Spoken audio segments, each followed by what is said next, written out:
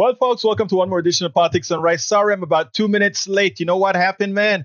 As I'm starting the program, the videos are still processing, and you see the line coming to the edge, and then it came to 2:59, and I'm like, come on, video, come on, finish processing, and it's processing the last video, and it's processing the last video.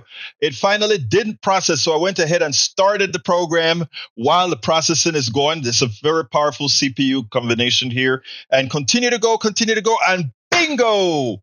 We got it processed. Anyway, welcome to Politics and Right. My name is Egberto, Willies, your host. Thank you guys for being here. We're going to have a great show for you today. Welcome aboard. In the house, we have Eric Hayes. Welcome aboard. Melanie Keelan from Barcelona, Spain. Of course, Eric is from King Huertas. Paul Fleming from Powder Springs, Georgia. Bridge MCP from Binghamton, New York. E2247 from all over. We also have in the house El Señorita or Señora Yvette Avery Heron, our union specialist from Atlanta, Georgia. In the house as well is, scrolling up, Michael Rudnin.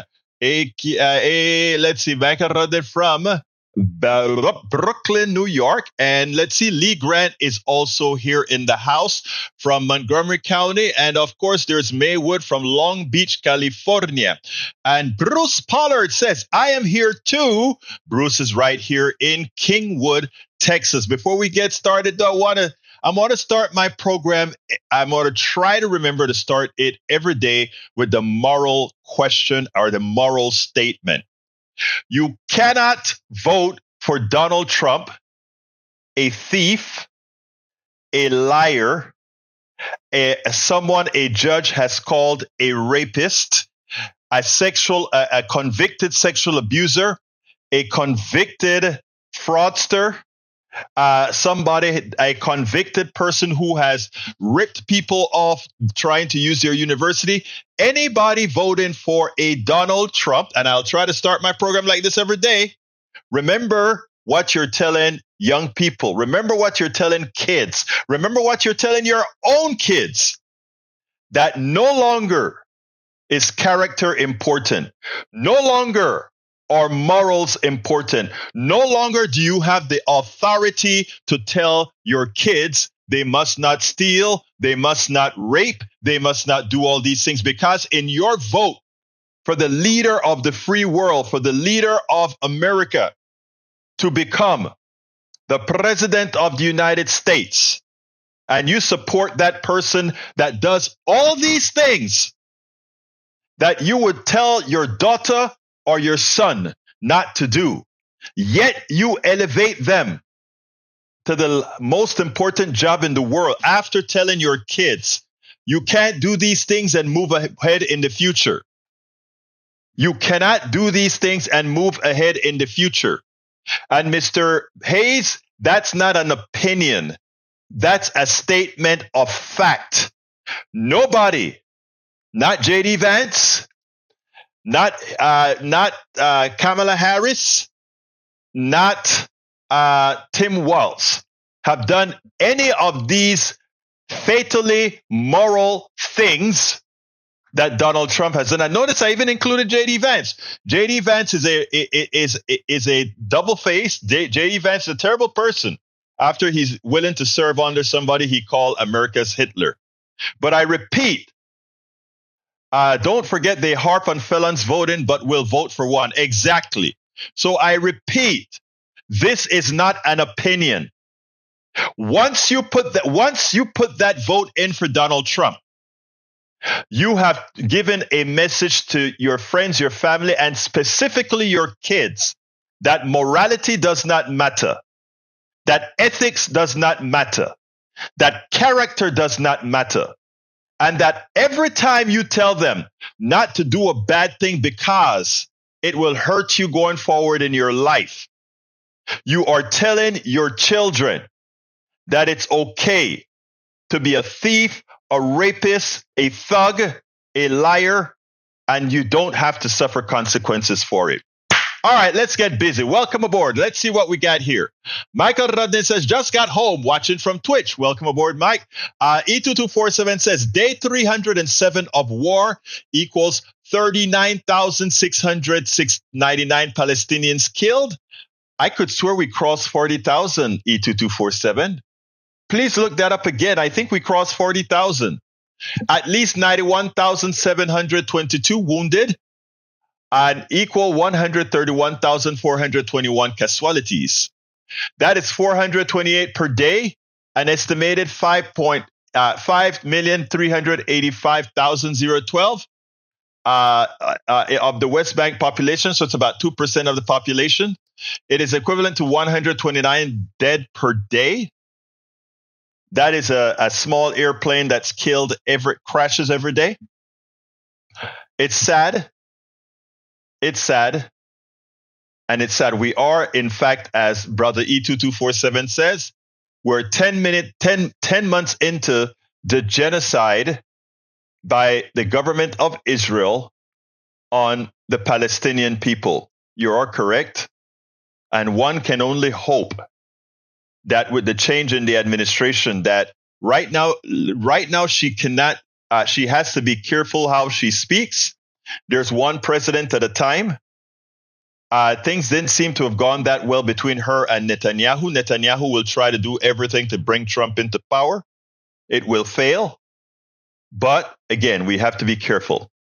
All right, Paul Fleming says, hey, from Powder Springs, go baby. You're absolutely right. Go baby. E2247, Canada is evacuating its children and guardians of its diplomats as Israel as regional war threatens. Yeah, I find it sad that Israel can choose to bring us into a war. I think what we should do is tell the Israeli people that as long as Netanyahu is their prime minister, that they'll get no assistance from the United States to protect them, because he is guilty of prolonging this fiasco. And,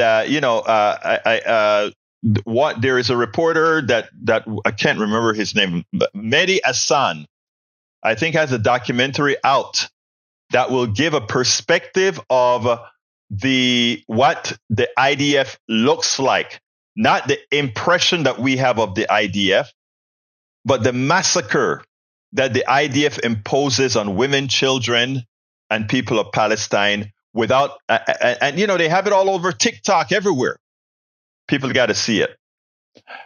Melanie Keelan from Barcelona, Spain says, happy hot Thursday, everyone. It's hot here too, Melanie. We're going to be 100 degrees tomorrow. I think we're going to be 100 today too. All right, let's see what else we got here. Paul Fleming says, when I was president, I totally protected the guns. Donald Trump, that's true. Too bad he didn't work as hard to protect the children. Guns became the leading cause of death of American kids under Trump. Yes. All right, let's see what else we got here. Para ver. Melanie Keelan, that's not a message for us. Michael Rudden says, Paul, the truth is so much worse than that. Read this article for details. Democracy Forward. President Trump hasn't just failed to strengthen American gun laws in the wake of repeated mass shooting. He systematically gutted existing laws in ways that make kids and communities less safe. He illegally narrowed the definition of fugitive from justice that's used to determine who's barred from buying a gun. He illegally purged 500,000 records from the federal background check system. He froze a rule that would have prohibited more people who are dangerous because they suffer from severe mental illness from buying guns. He halted a proposal to require gun makers and dealers to sell child safety devices in stores where guns are sold. Yep, he's a criminal. Let's see what else we've got here. Egberto, don't forget all the contractors he stiffed. Exactly. Thank you for reminding me of that. Let's see. Melanie Keelan gave me a thumbs up for the narrative of who Trump is, and reminding the American people that voting for a character as immoral, unethical, and lacking of character as Donald Trump is equivalent to telling your kids it is okay to be just that. That is what we know as is a statement of fact. All right. Yep. Well, only one party is running a convicted felon on their ticket. That is true. Only the Republicans are running a convicted felon on their ticket. Let's see what else we've got here. What else have we got here?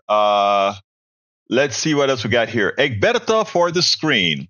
Well, if Bridge MCP asks me to put something on the screen, Bridge MCP gets it on.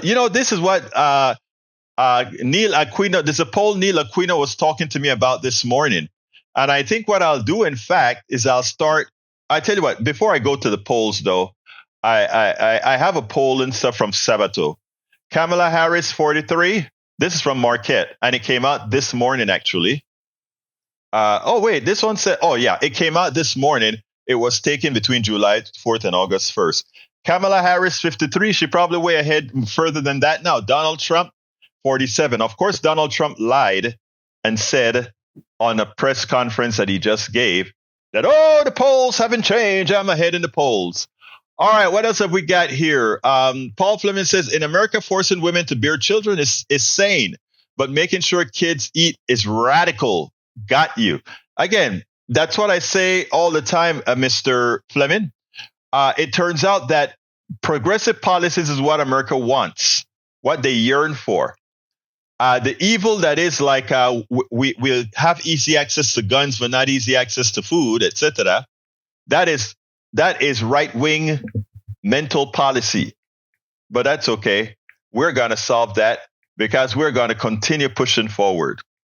Okay, Paul Fleming says, oh my God, Trump thinks Kamala Harris just lost to Biden in the recent primary. He doesn't understand that she was on this year's primary ballots with Biden. He clearly has a cognitive issue. We've been saying that for quite a while. You take a look at the press conference that he gave, he cannot hold a consistent thought. He cannot think straight. He rambles all along. What bugs me is that the media stayed with his rambling for too long. But you know what I said? I kind of forgive the media because I want to show you when they broke into the interview, the press conference. I want to show you what they did. And I was more than impressed with MSNBC on this one. At first, I was extremely upset with MSNBC and all the other stations giving Donald Trump this much time to just come on air on a press conference and lie and lie and lie and lie. But you know what? Eventually, MSNBC, after giving him an hour, broke in, and they just didn't leave it as a press conference. They did what we say must be done. They didn't do it as complete as I would have liked it to be, but they did it. Check this out, and then we'll take it on the other side. But I think it's important, again, after giving him an hour, to do some fact checks. And let's start with the fact that people were killed on January 6th. 2 rioters were killed. And of course, several officers in the wake of that riot. Biden did not weaponize the DOJ against Donald Trump. Kamala Harris did pass the bar. She was the Attorney General of California. He said she wants to take away people's guns. She just named a running mate who is a gun owner and a hunter. She said Josh Shapiro, who was not named as her running mate, is not popular. In fact, he is, for as long as polls have been taken on favorability of Pennsylvania governors, the most popular governor ever in that state. Some of the other things he said, asked by Garrett Hake, I think, which is a very important question about why he thinks she is winning. He said she is a woman, although earlier suggested that she was not winning. In fact, when he said that her campaign is crashing, not true. Her campaign has set fundraising records. She is getting very loud and enthusiastic crowds, and she has been gaining in the poll. This is a race that remains too close to call. But when you look at the trends, clearly the trends are with Kamala Harris. And then he said he was not complaining at all about Kamala Harris being the nominee instead of Joe Biden. And then he went on to suggest that it perhaps was unconstitutional and called her campaign not only crashing, but said she was barely competent, nasty, and clueless, keeping up what has been a tradition with Donald Trump all the names that he called Hillary Clinton when he was running against her in 2016, suggesting now that he actually was trying to protect her or somehow protected her from prison, when in fact, and this is something he has tried to walk back, but it's on tape, starting in 2016, he said often, lock her up, led chants that were about lock her up. When it was fact checked by USA Today, they called him saying that he didn't say that. A ridiculous attempt at revisionist history. So those are just a few of the things that we think are important to fact check about what he said. But what he did say that is true is that he has not recalibrated his strategy at all. What we heard from Donald Trump here is the same kind of press conference you might have heard against Joe Biden when Joe Biden was expected to be the nominee. We also got a bit of news out of this. Apparently, he is agreeing to a debate on September 10th on ABC. That was a debate that Kamala Harris had suggested.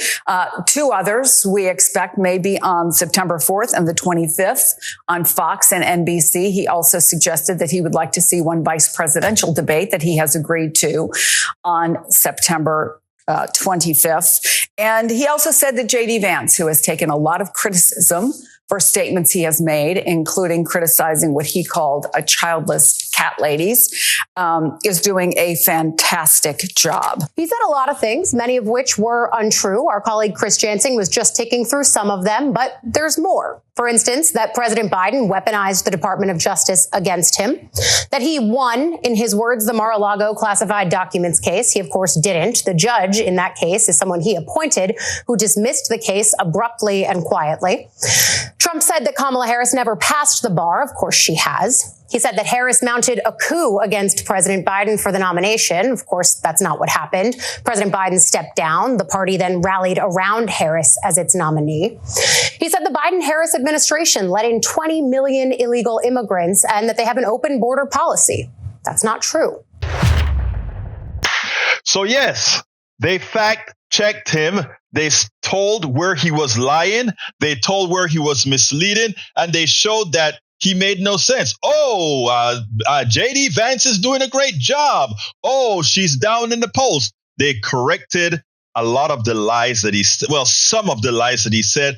Every other sentence, if not every sentence that he puts out of his mouth is a lie. So it's hard to just go ahead. They'll have to have another hour to just rebuff everything that he has said before. But at least they've started to do it, which is their job. The fourth estate, that's their job. And so far with this press conference, they did it. They fact-checked him. Remember at the Black Journal, the association, the National Association of Black Journalists, one of the arguments before he came on stage is he didn't want to be fact-checked in real time. Well, you know what, folks? We're starting to get his number. We're absolutely starting to get his number. And look, I don't address stupidity too often, but I will address Eric Hayes like, oh, guess what? Kamala Harris failed the bar exam. Do you know how many people, because of how they had to work 40 hours a week as they were studying for the bar, studying for a medical exam or whatever, how many people fail these bar exams and they just go ahead and retake it? She took her test over and passed it. But let's go ahead and go a bit further than that, because it seems like first of all, Donald Trump hasn't passed anything, right? Remember, not a person of consequence. He's a fairly dumb person. Everybody knows he doesn't have a vocabulary. Everybody knows he doesn't have intellect. Anybody who's going to inject bleach into you, the guy doesn't have a lot of stairs. All right. But let's look at the kind of folk who has failed these exams.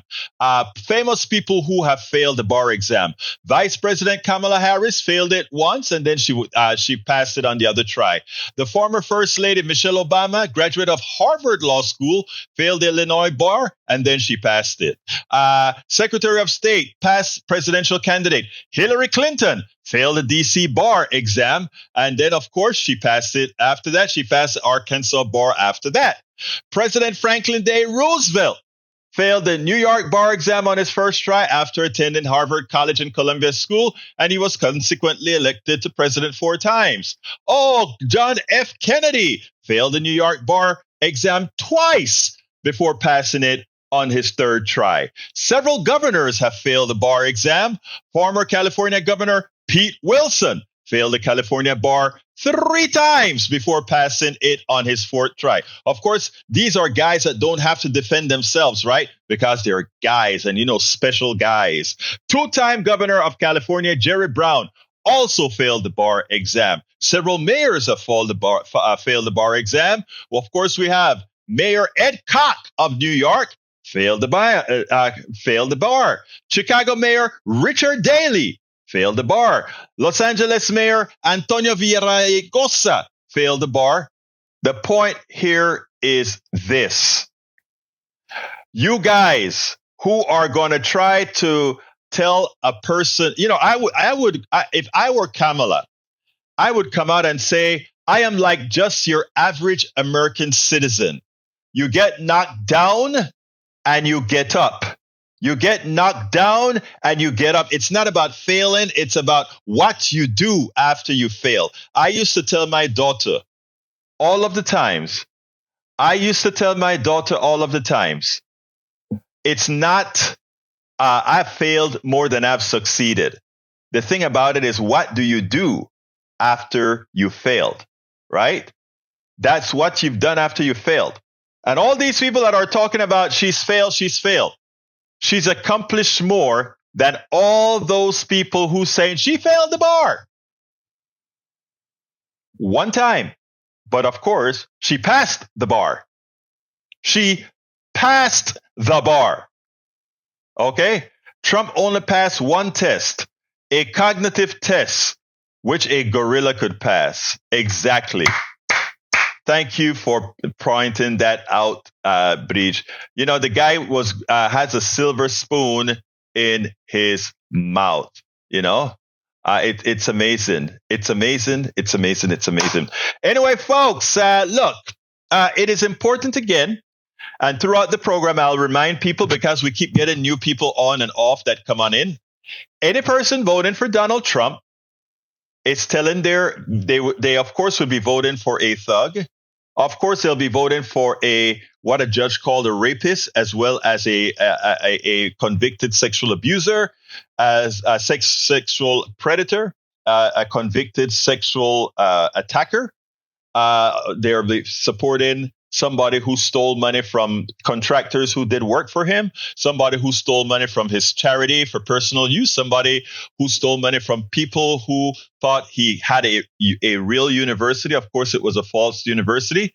It's important that you know that any vote for him, you're telling your children that it is okay to be a thief. It is okay to be a crook. It is okay to be a liar. It is okay to be a rapist, because if you are willing to elevate that to the top of the land, that person, you are telling your kids that is okay.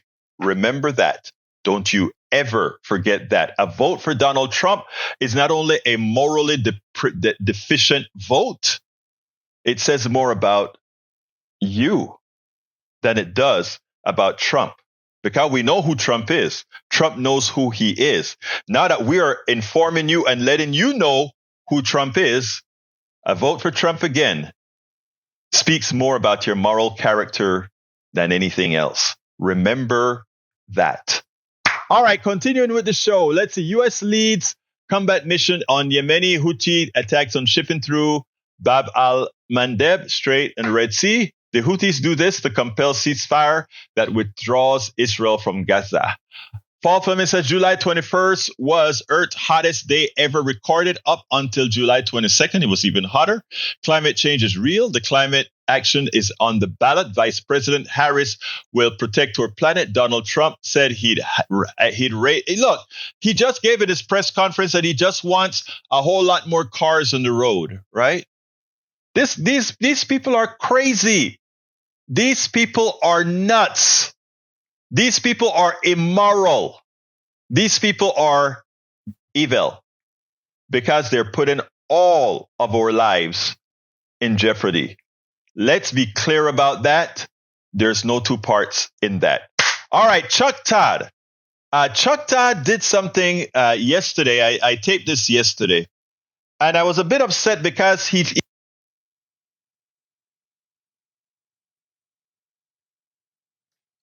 I was a bit upset because he kind of gave too much kudos to Donald Trump. Eric, yep, you should look in the mirror, because if you are voting for Donald Trump, the person you look in the mirror is somebody who's going to be telling all the folks that you know, including your own kids, that immorality is okay. So yes, look in the mirror. That person will be telling their kids that. I don't want to hear anything about that, about look into the mirror. You look into the mirror, sir, because your vote is for somebody that is a deprived person. All right, let's go ahead and continue.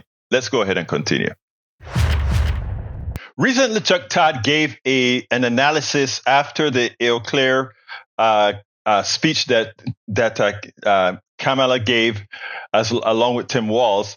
He gave an assessment that was somewhat correct, but again, I fail to understand why it is that these mainstream media personalities think they need to give Donald Trump more kudos than they do. I find it amazing. First of all, I want you to listen to Chuck Todd's analysis of where the race is. Chuck, Harris clearly has the wind in her sails. You see it in the polling. We see it in the fundraising. You see the enthusiasm at the rallies. But the basic question, I think, is she winning right now, or is Trump losing? Well, I think what she's done is she got the Democratic coalition back together. And when you start to see, there's a new poll out that just came over from Marquette University in Wisconsin that sort of helps reinforce what I think we've been seeing, which is Democratic enthusiasm levels about this election now match Republican enthusiasm levels. But here's what hasn't happened. It's not as if Republicans are demoralized about this election, right? When we see, the reason we saw Trump building a lead and why there was such fear among Democrats that Biden was going to lead them into a 1980-like result, a la Jimmy Carter, was because Democratic enthusiasm about the ticket was in the toilet. And Republicans were much more enthusiastic than Democrats about the election, about voting, all these little measurements that do matter when it comes to gauging turnout. So she's caught up. And I think the question now is, it's sort of like, this is still in theory, Trump's election to lose if you look at sort of the fundamentals, right? Perception of the economy being really the number one indicator. And there's all these different ways where you could say, okay, and the fact that a majority of the country believes we need to go in a different direction. And yet he's handled this moment terribly. He clearly is rattled by this. I've talked to people close to him who indicate, he's had such a one-track mind on avenging his defeat from Biden that it's bothered him that he's suddenly no longer running against Biden. We saw it, and it's sort of, I wrote that, and then that Truth Social post came out last night after I wrote it. It's like, my gosh, it's exactly what these folks were telling me. He can't give up the ghost of Biden right now, and it's because he can't accept that somebody defeated him because they had the opposite personality. And in order to accept the Biden defeat, he has to accept the fact that he was rejected, and he's still struggling with that. And until they get focused here, I think the entire Republican Party's got a problem if the leader of their ticket can't seem to focus on the November election and the opponent he actually has. And you do see a discipline, right, on the Democratic side. And look, much of the campaign team is still in place from Joe Biden, but this is a campaign that had to do a big shift very quickly. It's only been a couple of weeks, right? Chris, think about it in our own jobs, right? When you have a quick deadline and you have to scramble to do something, there's sort of a purpose, and everybody is almost sometimes running smoother, and people are making quick decisions, and there's no hemming and hawing and hand wringing, which sometimes can bog the decision-making process down. I think certainly the vice president is benefiting from this short timeline. They almost have to be disciplined, or they wouldn't be able to make sure they got their ticket in place to make sure they make all the ballots, right? So it's the short timeline is forcing discipline, and the more disciplined campaigns usually win. Trump has been an unusual person in that he's been undisciplined and still been able to pull off victories in the past. But I think that's a unique aspect to him that the rest of history would show you that doesn't work that way. Now, here's a problem. I want to start with how he ended. He ended with the most disciplined campaigns normally win. I think what he really means is what he should mean is that the most competent campaigns with the most competent person should win. Then the other thing that he said at the end to close it out is that somehow Trump is some different animal where he doesn't have to follow the rules of being competent. He doesn't have to follow the rules about being smart, etc. As if Donald Trump ever won an election at some point in time. We need these journalists to come out there and say, if not for an aberration in the Constitution that favors landowners, meaning big territories that are red, Donald Trump does not have the popular support of the people. And as such, the only reason he became president is because of that electoral college that we have that is a very undemocratic feature within our elections. In other words, going out there and giving the president some sort of kudos for winning something that he didn't really win isn't the answer. Yes, he was a president. Yes, he was a legitimate president. Yes, he was a constitutional president.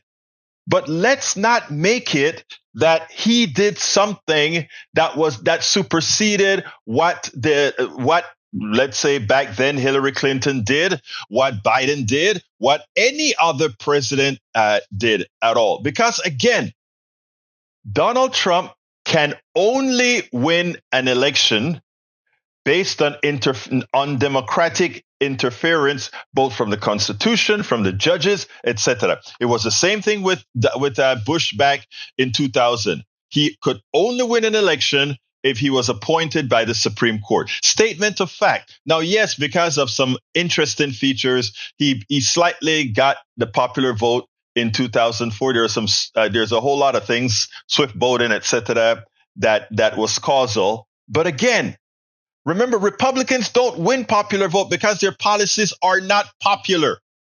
Let's make that clear. Republicans have only won the popular vote once. In fact, I don't think they've won it once in this century. I repeat, Republicans have only won the popular vote once in this century. And we can go back to how many elections have passed that they simply could not win the popular vote. Donald Trump was elected with 3 million votes short. Bush 1 was elected with close to 500,000 or 1 million votes short. And all the other presidents were Democratic. It is time that we are honest. The country is not a 50-50 country. It only seems 50-50 because of an electoral college and gerrymandering. And if we as progressives go out there and do the necessary work, we can make the presidency and the Congress more reflective of the actual population as a representative democracy. But it takes work, and it takes reinflating reinflating the worth people have in their ability to control their government. We spend a lot. Absolutely so. Absolutely so. Okay. You know, Mike Cisak likes to give you misinformation. Egberto, so you think the Constitution gets in the way of leftist demand for power? No, the Constitution gets in the way of democracy with respect to the Electoral College. That's not my statement. That's a statement of fact. Period. It's not arguable. That's not an arguable statement. Okay. When you really want to get honest about it, it's how should I say it? Bear with me. I'm looking up something right now as we speak that I was hoping to have already. Let's see. Bear with me one second. Okay. All right. Anyway, let me just point out something to you guys, right? When it comes to presidential ratings, right? Let's just look at this. Look who's last. Donald Trump. In this survey, look who's last. Donald Trump. Brother Ray, let me go ahead and change the speaker so that I don't get any feedback before you start talking. I need to change the speaker system. Here we go. Here we go. All right. Talk to me, Brother Ray Brackens. Yes, Brother Egberto. Greetings to you this afternoon. Just having a leisurely drive, on my way to work. But basically, I woke up this morning and I feel something different. It's a different feeling than when I knew it was Biden versus Trump, because I knew that I was still going to go to work regardless, but it was such a hard conversation to have. But now I have something different. It's like, I guess what they say, hope, what they say, yes. Joy, and somebody said, you know what? The Democrats found a way back to politics, because it's really been a drag to support Democrats lately. I mean, look, I watched the documentary last night on Brother Biden, and I know this man, he's had quite a journey. He was literally the youngest senator, the youngest congressperson to ever take his seat, and then he ends up being the oldest president. I mean, that man don't have nothing else to add to his story. He's finished that story. So I'm glad now that us, the American people who were a part of that story, get to move on and actually see somebody, because the writing was on the wall. When Biden had COVID, people didn't feel like they would have confidence voting in him that he would make it through another term, no matter how much his desire to power through. And if you listen to his story, you understand why he was so, persistent in believing that he could make it, because he's been beating doubters all of his life. Exactly. Now back to the Republican Party. To your point with the Republican Party, I have emotional trauma, Egberto, because of the 2000 Bush versus Gore election. I was old enough to remember how consequential that election was, even as a teenager. And I knew that when that race was settled in Florida because of some, funny business down there with his brother, I knew we could not, from this point on, we could not rely on the Electoral College alone to save us. We had to have a super majority blue wave landslide, if you will, if we're going to ever try to secure our space in the White House. And I hate that we have to do it that way, but it's always benefited the other side, like you say, when it's a tight race. Yes. Yeah, absolutely. Now, I want to address something, because earlier, Mike Cisak, again, these guys like to just parrot things out, right? They don't really do research. They don't really, they have their own research, the canned lies that there's a certain website that was designed for them, right? To teach them how to be ill-informed. Right. But I just want to show them that when we rate all the presidents nationally, right? There are several different groups that have rated presidents. In the APSA rating, Barack Obama is rated as number 7, right? We have Bill Clinton rated at 12. We have Biden rated at 14. We have Donald Trump rated last. And in all the different polls that they have for which president is best, Donald Trump is last in the highest he's ever gotten to is 41. The highest he has ever gotten to is 41. Everybody who knows anything understand that Donald Trump has been in the bottom percentile, the worst president the United States has ever had. And again, you can look up all the different things. Barack has been, let's say, between 7 and 18. Okay, that's the different ranges for him. Clinton has been in the order of between 8 and I think 19 and 22.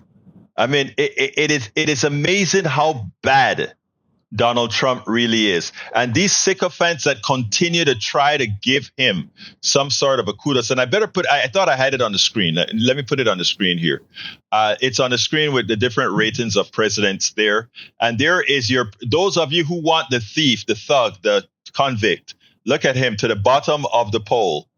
Donald Trump, last. As far as president. I mean, he's a bottom feeder, and he doesn't really have anything. Oh, and by the way, I want to give a shout out to the Harris campaign for basically putting him on blast on his own bootleg version of Twitter. He called Truth Social. Yeah, yes, I know. Their campaign. They're really like coming at him on his own territory, and I'm loving it. I'm loving every minute of it. Because they wasn't expecting a fight. They was expecting a feeble old man who wanted to save his country and was given his last breath to do it. And now they got to deal with an actual fight. I can't wait till the debate because they're incompetent and they're showing their incompetence. Yes, they are. And it's like, when you want to know what does it sound like when a dinosaur is dying, just turn on any station with Donald Trump talking. There's your answer. Yes. But it's great. It is great. But you know what, man? I thank you for calling my brother. And you keep listening. Were you on this morning? I don't remember seeing if you were on this morning. I think I was too sleepy to dial in, but I did catch it on the archive. All right, my brother. Look, you have a great rest of your day, my friend. All right. All right. You too. Stay hydrated, brother. Yeah, absolutely. Anyway, folks, as we're saying here, it is perfect to know. I think it's important for us to know that, yes, the worst president in our country has been Donald Trump. All right, I got one last video for you, and this one is from Sabato. As you know, Sabato is he does the polling, and his pollings are generally really good, and he does it on a state-by-state basis and etc.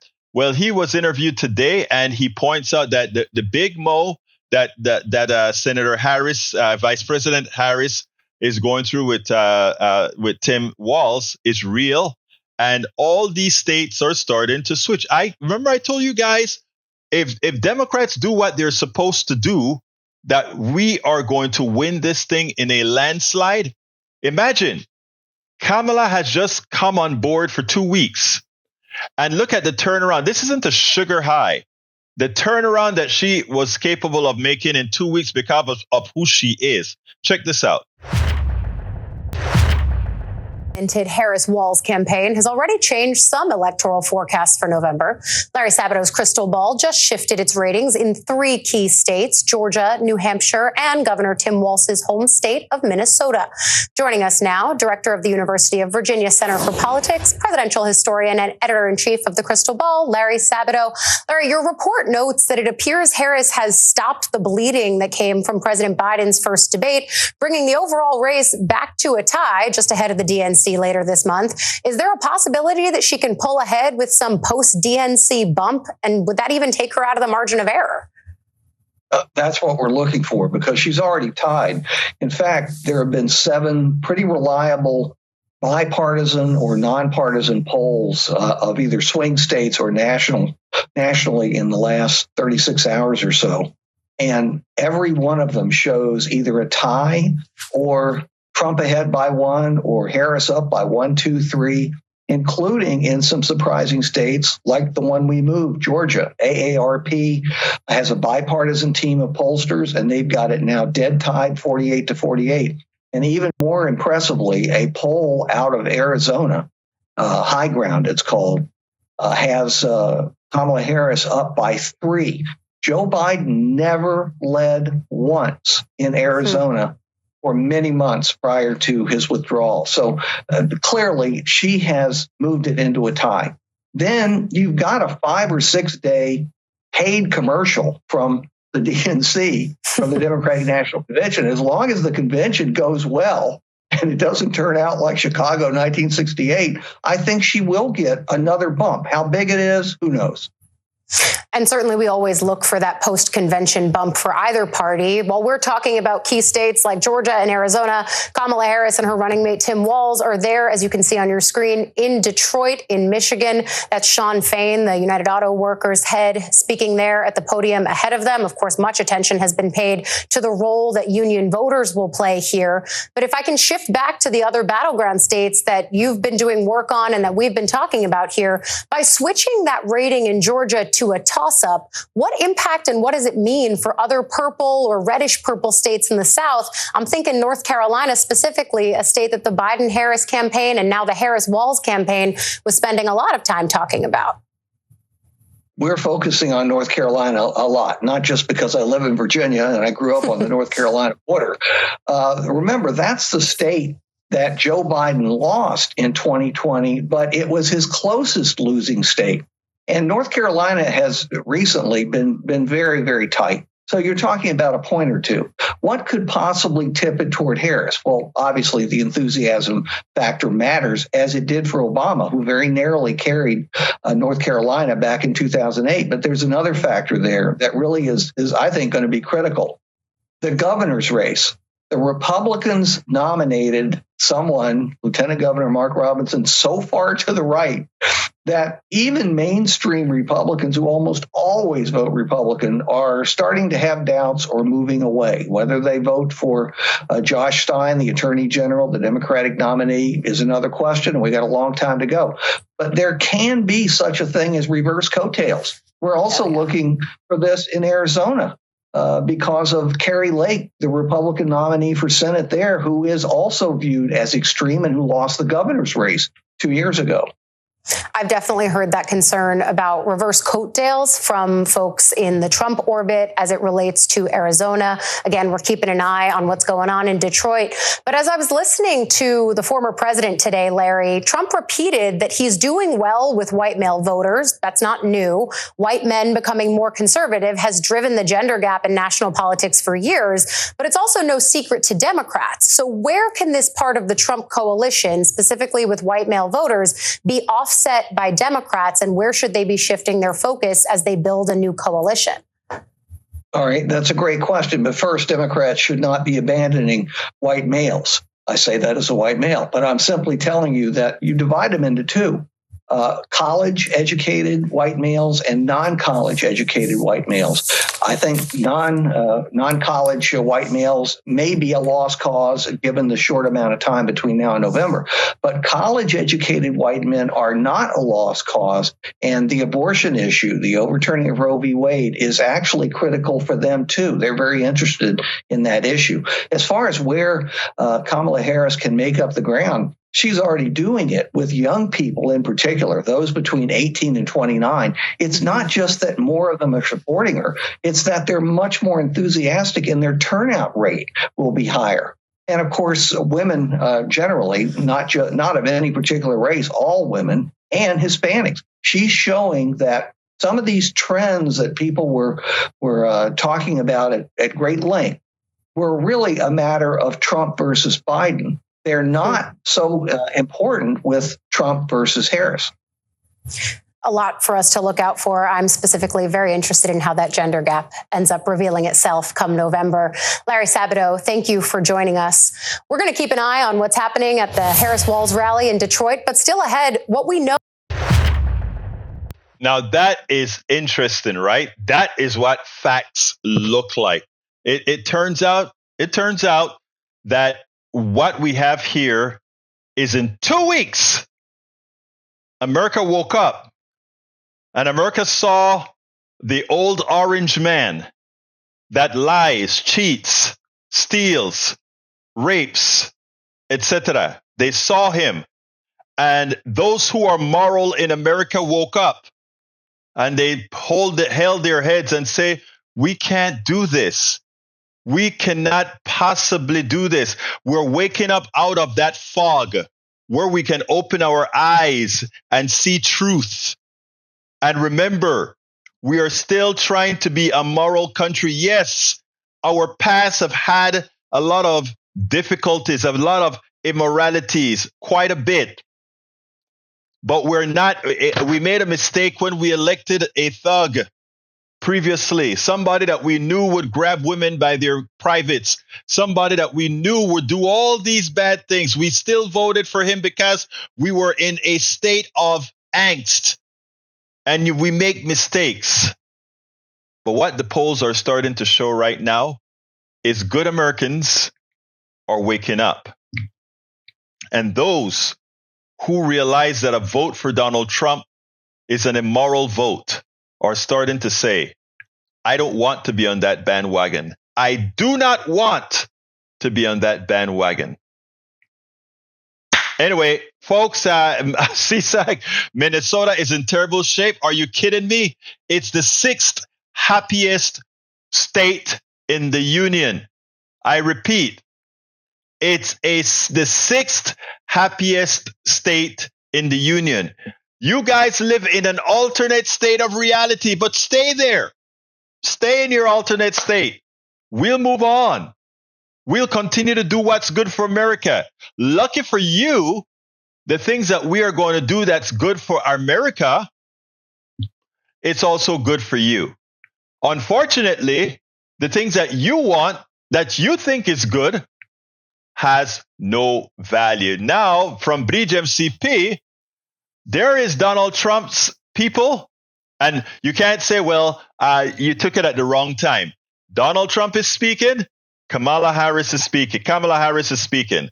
She has the top floor, the bottom floor filled with people. Now we have Donald Trump, nobody up top. Again, where's the enthusiasm? And by the way, Mr. Hayes, about bankruptcy, if Donald Trump runs the country like he runs his companies, and every single one of them have gone bankrupt. I'm talking about his major companies. So, I mean, there's nothing special about Donald Trump. He is a terrible business person. He's been bankrupted over 6 times. Come on now. Wake up. Wake up. Peggy Lopez says better late than never. You're absolutely right. Love having you here, Peggy Lopez. Let's see what else we have here. Is that another thing you want for the screen, Bridge? Let's see if that's a different one. Okay, I just put that on the screen, Bridge. Anyway, folks, look, we're coming close to the end of the program. I want to remind everybody to please support our program. We cannot do this without you. And we have between now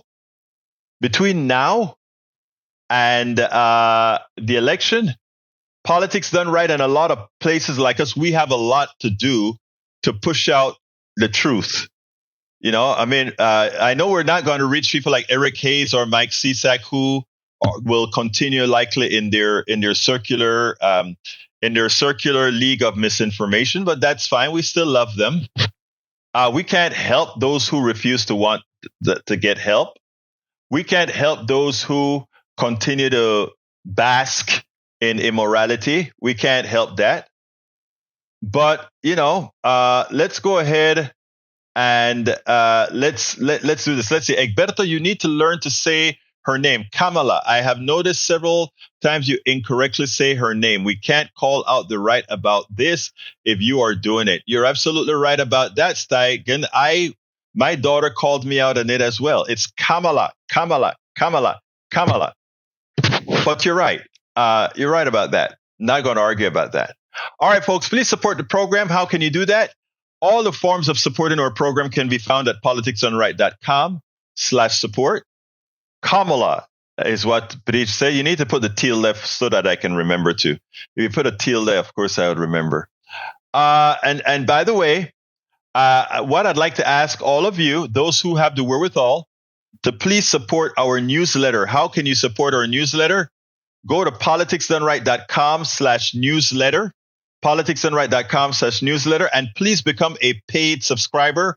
It's like giving us a coffee a month to make sure that we can continue to put the truth out, to make sure that we don't allow these thugs to take this election away by their misinformation machine. They've already got folks like Eric Hayes and Mike Cisak completely ill-informed, but we still love them and we will still work with them, right? We will still work with them. But anyhow, folks, so please, again, support the program by going to politicsdoneright.com/newsletter. All right, I got to get out of here. My name is Egberto Willies. This is Politics Done Right, and you guys know how I end this baby. I am what? Out.